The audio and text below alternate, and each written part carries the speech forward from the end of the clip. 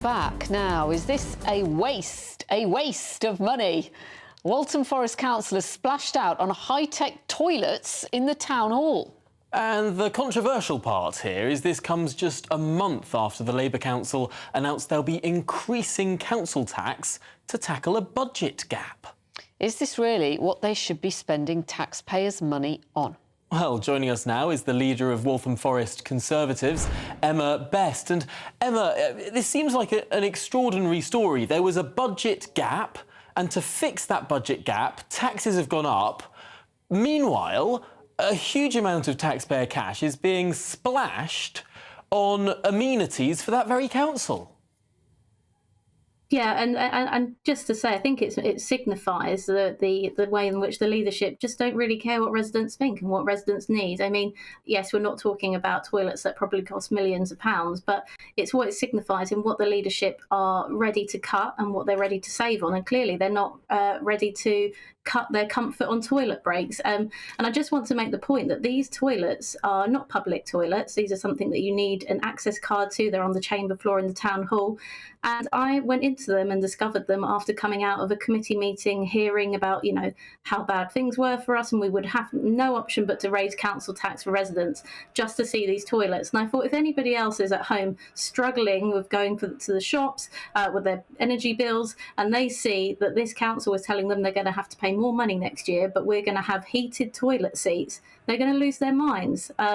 I mean, don't get me wrong, it was quite a treat, and I think it's a lovely bit of tech, but I don't think it's appropriate in this situation.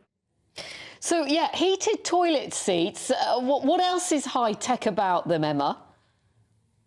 I daren't touch any of the buttons. I was scared I was going to get shot with something. So I did actually try and touch some stuff, and water started shooting, so I ran away very quickly.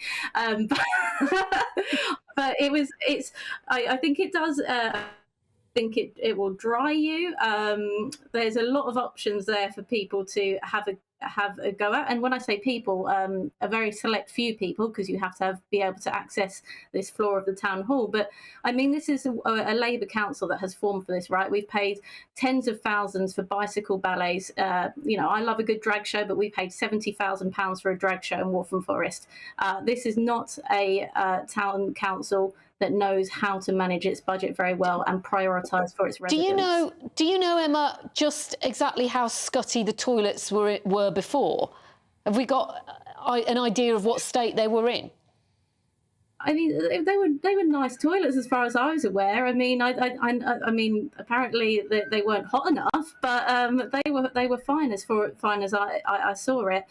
Look, I think there's an argument around these high-tech toilets and helping accessibility. But I just want to make clear that these were not in an accessible toilet, so they weren't going to be. If you did need that to help you have independence out and about, you weren't going to be able to use these toilets anyway. So that's not in question. These are just your ordinary toilets, which are mainly used by senior officers and councillors.